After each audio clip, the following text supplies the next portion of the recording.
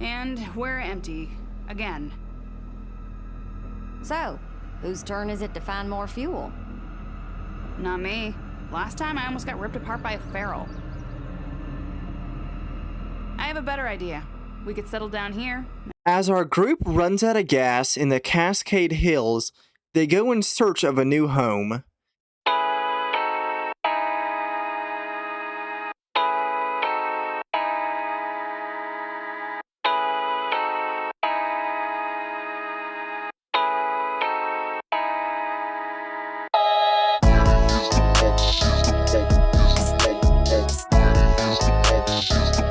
They find a house with walls fit enough to keep out the undead, but first they need to clear out of its inhabitants, who are the undead.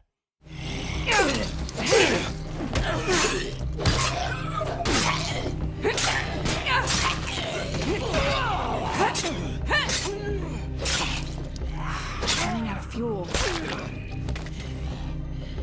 The brainless are gone, so it's time for us to claim this place and move in.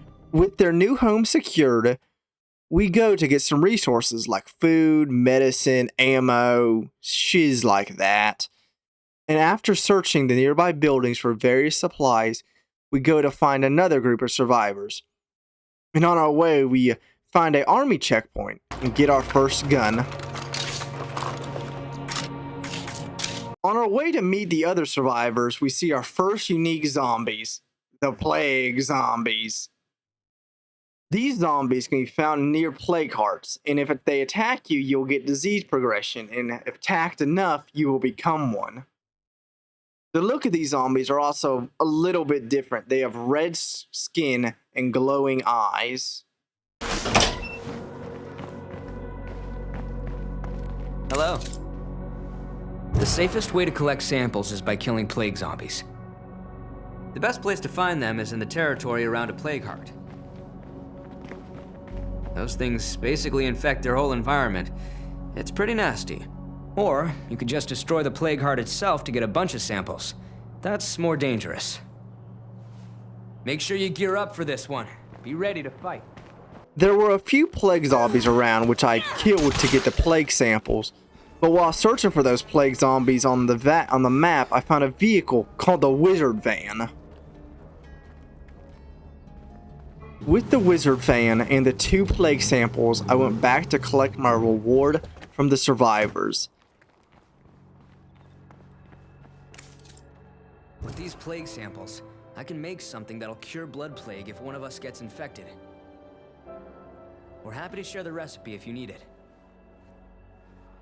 Thank you. Catch you in a bit. After that, I armed up with a newly built workshop that I made and went to attack our first plague heart. Plague zombies are honestly pretty similar to regular zombies. They're quite easy to deal with. You just need to dodge and then attack. And then the heart itself just needs some explosive love.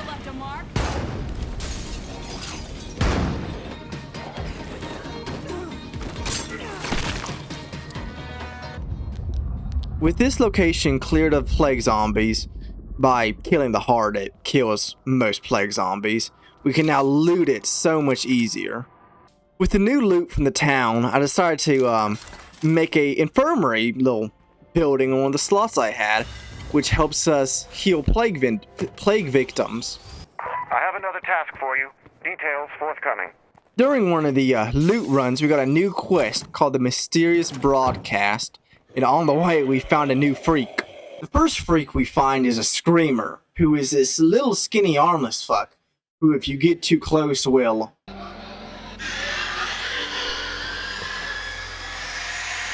And this attracts all types of zombies and yeah, just sucks.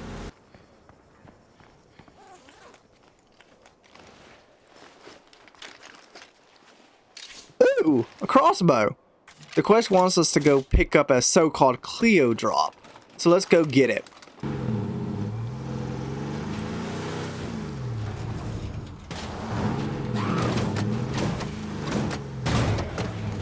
Oh, there's a bloater. This is one of the worst freaks. These big belly zombies will easily kill you with toxic gas if popped. Mostly if you're in a car, because that's like gas will get in the car and it'll kill you so fast. They're one of the hardest zombies, I personally think. Looks like the Clio drop is a little supply drop. And now that this town is secured, let's survey the area west of here. Ooh, shit. Oh! Okay, we got up the billboard, but there's a horde under me, which is just fantastic.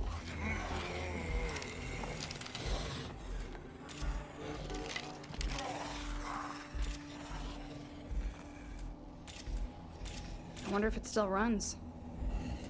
Now that place could make a handy outpost. That's enough looking around for now. Oh, and it looks like they all left.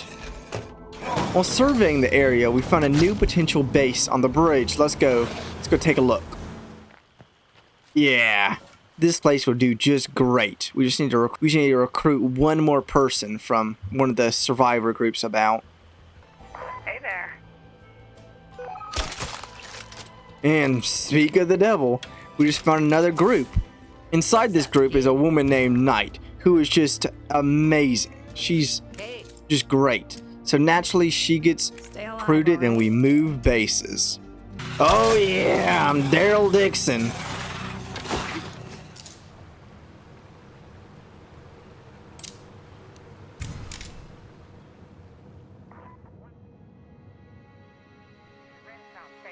And here's the new base. The first things we build is a workshop and an infirmary so we can both make various explosives and heal our wounds. Look at this guy go.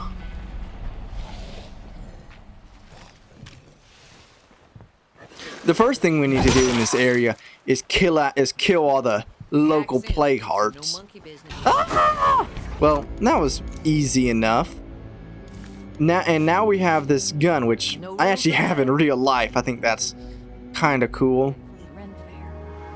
And if y'all remember the guy Knight we recruited earlier, she had a brother who died early on in the apocalypse, zombie invasion, whatever y'all want to call it, and had a mace that Knight wants to get, so let's go get it. Sadly, we could not find a mace. Back near the base, we spent some time looting the local area for all kinds of goodies, but they were honestly not very good. But now that we have a wandering trader in the town, we can go and sell all of our crap to them.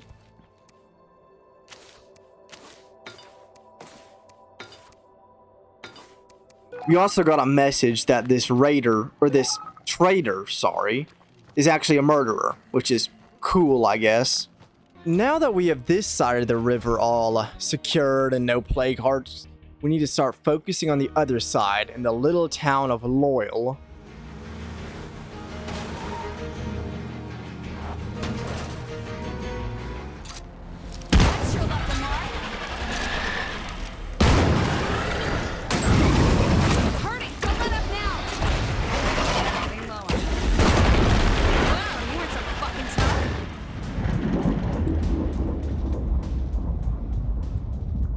There's one down and ah shit, yeah, I guess you need to wait a little bit before looting the plague heart, or else it's toxic gases or whatever it is to try to kill you.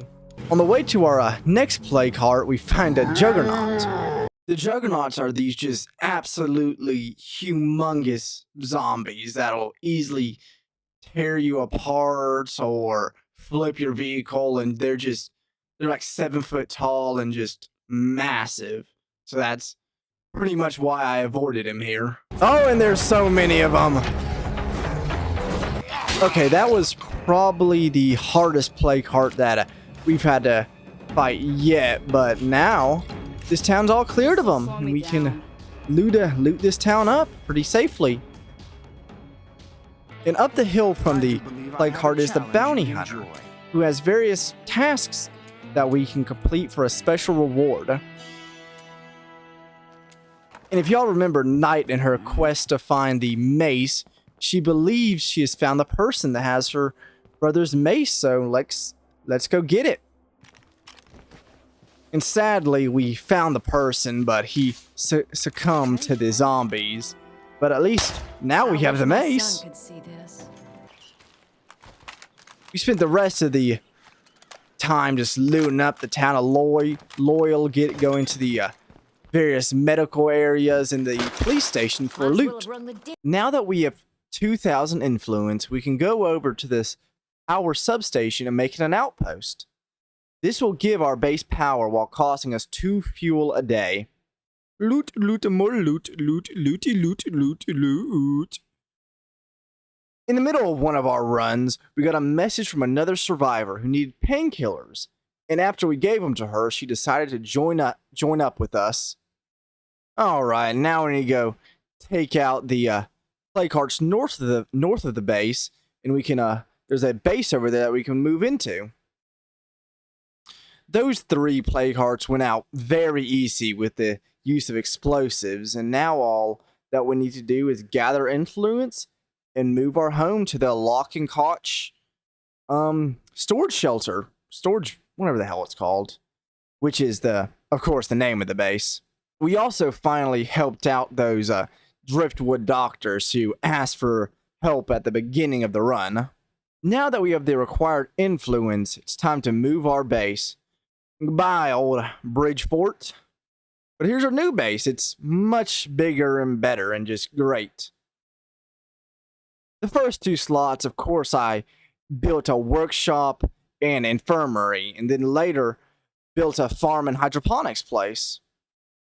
And with the move to the new base, it's now time to finally pick out a community leader, and I decided to promote Knight. Congrats, Knight. Knight starts out her new leadership by claiming the water tower, which grants the base water and allows us to upgrade our farms. Zombie, zombie, zombie, zombie, zombie. Oh shit, Juggernaut's entered the base. We hear on the radio that various raider groups have been attacking and kidnapping people from the various enclaves around. So we become the hero this town needs and take them out. With the human enemies all taken care of, now time to take out the last 3 plague hearts in this town. With all the plague hearts taken out, this town is now officially safe, at least from blood zombies. And it's now time to move on elsewhere. Thank you, Lock and Cock. You were a good final base for the little bit of time that I was there, but it's now time to move on elsewhere.